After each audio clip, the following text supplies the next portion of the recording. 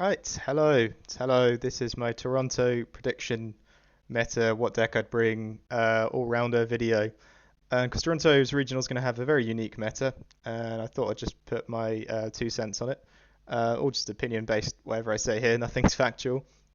But yeah, I'm going to go for it. I'm going to talk about my predictions of the meta at the event, and then I'm going to talk about what I'd bring. Of course, you can see from the list on the screen, it's not particularly too different to what I've been playing.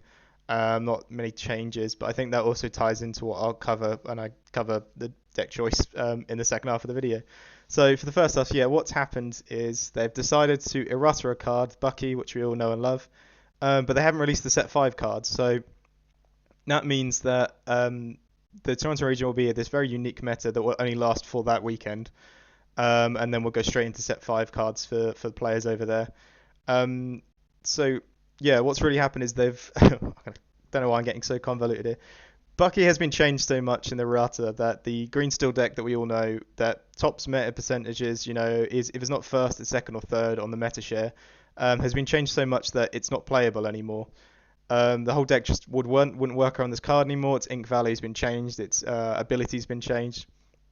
So it's going to fall out of the meta, and that's going to leave a hole in the meta. But I think that hole will be filled by the current meta lists. I think if you're probably a green steel player who was just farming this deck and thought it was really good, you'll just pick one of the other top meta decks. You'll just pick RP because I'm gonna say it's simple to learn and upset a bunch of people, but I'm pretty sure you could pilot some wins by picking up it. And also the thing is, we already have quite a lot of data on what works for those lists. We've seen a lot of events with them. You can just net deck one and be very close to winning it. So I think RP, and maybe if you picked up green steel in set 4, but you already like a red blue or a green steel or a blue steel player or a steel song player, you could be like, well, I'm just going to go back to that because in set 3 I know how to play it, and I'm sure I can jump right back into it. So I think those holes will be filled by the other top meta decks. I don't think we're going to see that top tier of green steel, the like 10, 12, 20%, whatever it is, being replaced directly with a different deck. But there are some rogue decks that will be played, I think, that were sort of in the shadows of Bucky because of how dominant it was in the meta. And I'll go through them. I think Mufasa was quite in the shadows because it just had such a harsh matchup into Green Steel. It tried to tech for it with adding in B preps and Sisu, and 7 or 8 cost answer for a two cost squirrels. I mean, it's hard for red purple. They complain about it, but even for fast, it was even harder. They've only really had brawls. Their draw mechanics based on a damaged character that your opponent could just shoot with a let the storm rage on. But I think now that they don't have to face that anymore, they're in a much stronger spot, and they've got a lot of blue steel that they can farm from because they have quite a strong matchup into it. And to the rest of the decks in the meta, they sort of do fine as well. It was a deck that was rated quite high. I remember watching a Zan Snide video saying I think it was his third rated deck in the meta as his prediction. So yeah, I think that's a good one to look at. But as again, I'm going to say of all these decks that I mentioned, I don't think they're jumping from like the 2% meta share that FASA has right now. I think it had like a Bologna, maybe even less. They're going to jump from that to about 10%. But it's going to be a strong deck. It could have a good run, and we could see it in the top cut or the finals. And the other ones to mention is one that's already still quite popular is yellow green. We've seen a lot of people pilot that to great success. I think that was a little bit held back by Bucky because it was against a sort of discard deck that also used steel removal. So um, on top of them both doing their discard thing, the yellow green would require an aerial setup to sing under the sea, whereas they could let the storm rage on strength it and just take it out and then continue their win con. Their top decks might have even been better because it's just play Floodborn stuff. So yeah, I think that deck can shine a bit more because it's just not held back by this 1/1 Squirrel of Wart. But as I said, I think that one might grow a bit bigger than the other ones I'm about to mention because it's already got quite a lot of people on it. People like the deck. It does well at regionals. It's done well at regionals. The only thing that could stop it is the sort of share of Steel Song that's increasing. And I've got one more deck to cover, but I'll mention about Steel Song where it's at, I think, as well. I think the last deck to cover is Green Purple, which was a list, we saw players like Artabax and sort of gods on the list sort of drop it for this set or stay away from it for a little bit because it just had such a shocking game into Green Steel. I mean, Bucky, it had generally 100% no answers unless the Bucky exerted. There was not a card in green or purple, I believe, if I'm getting that right, that could actually deal with it. I mean, even in Under the Sea, you could Under the Sea it, and Thassa could try and be prep it, but once they had a Bucky set up, you just had to accept it and slowly lose. They'd discard your hand, deal with your board with steel removal, and it just wasn't very strong. So, but it did have a strong matchup, or it had a good matchup into all the other decks. And as we've seen players like Bennett and you've seen it at other regionals, it's been piloted to great success. It's been piloted amazingly, but it just required that Green Steel wouldn't be a predominant amount of his matchups, or not one of his top cut matchups as well. So yeah, I think we'll see that increase more. That one might increase actually potentially more than the yellow green, because that's when people could pick up again, and you've got sort of meta decks like lists online that you could pick up. You've got loads of people like players, so like players like Bennett, they've done the work on it and seen like the Jacques and the Madrials and the cards that work with it. So you could pick one up, practice it like crazy the week before the regional, bring it and still have quite decent success into it. Success with it. So I think that's another one to look for, but still it won't take a huge meta share. What we are noticing though is Steel Song's just been performing so well.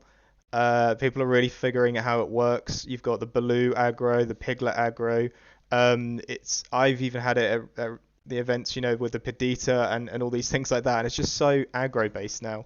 It's so rush, and it just performs well. And you can high roll your way to victory if you can sort of skill it as well. It has a lot of room for skill dependency, turning bad situations into good ones. Closing out a game when you've lost boards just from Baloo and flutes and stuff like that. So we're seeing that take a lot of the meta share, and I think what it might happen in my mind is red purple is going to stay at the top as it does. Blue steel is going to hover around second or third as it does. Ruby sapphire is where it's at. You've got your diehards on that deck, so expect to possibly see one or two. And then I think Steel Song just comes in, and I think it goes to that second or third flips with Blue Steel.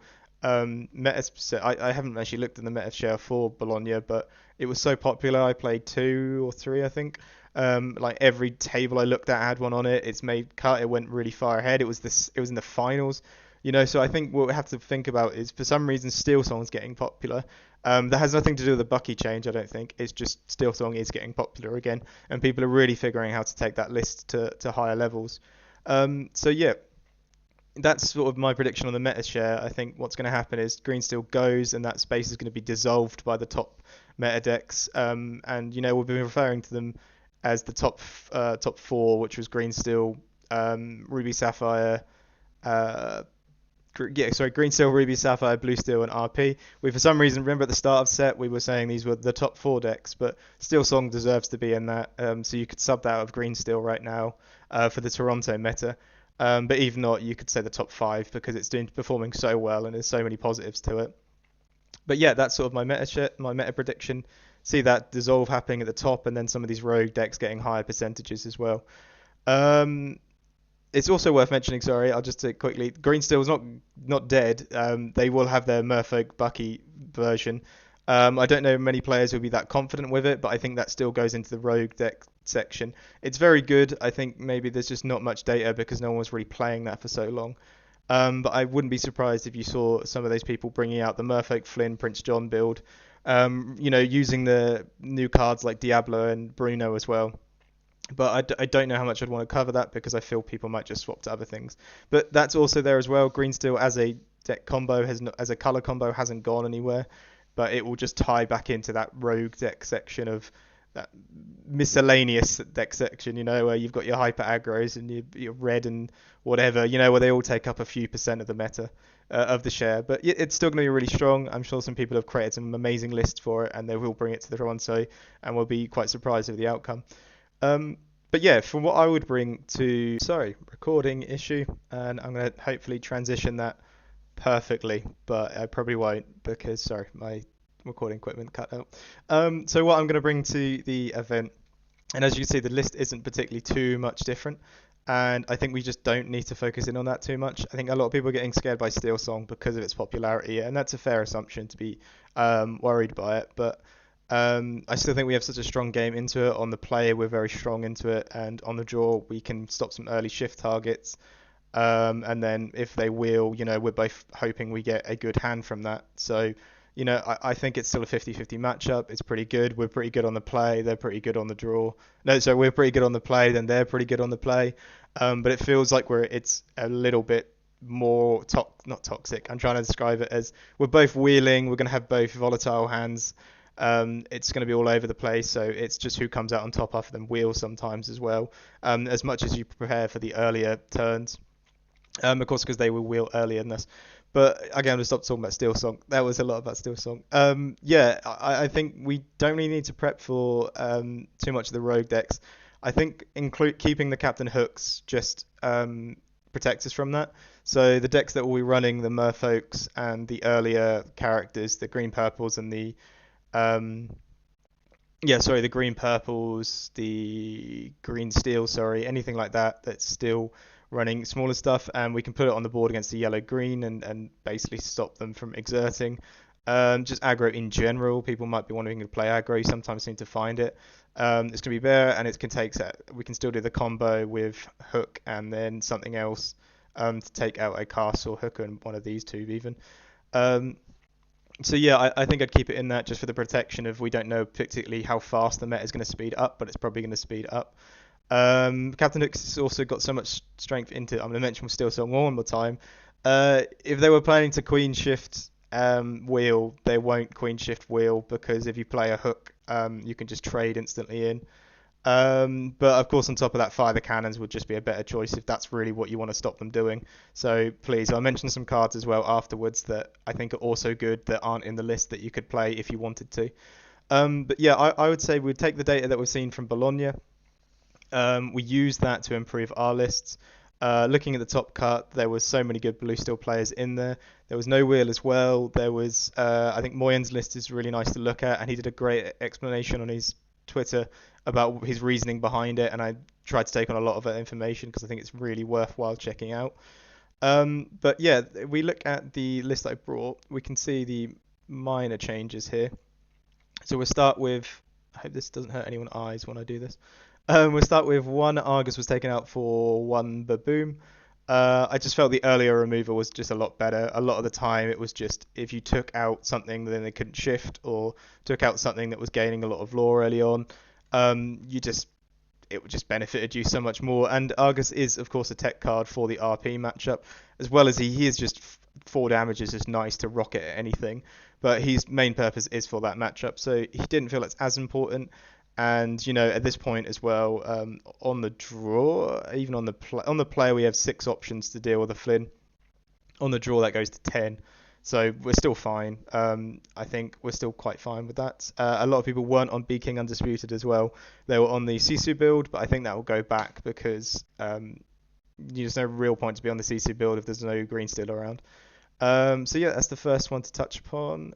Hardhead Beast we took out for Tragic Beast, and yeah, I think the information's quite clear that Tragic Beast is clearly better out of the options. I'm still a fan of Hardhead Beast. I like it. It's situational. Ruby Sapphire was taking up such a small percent of the meta.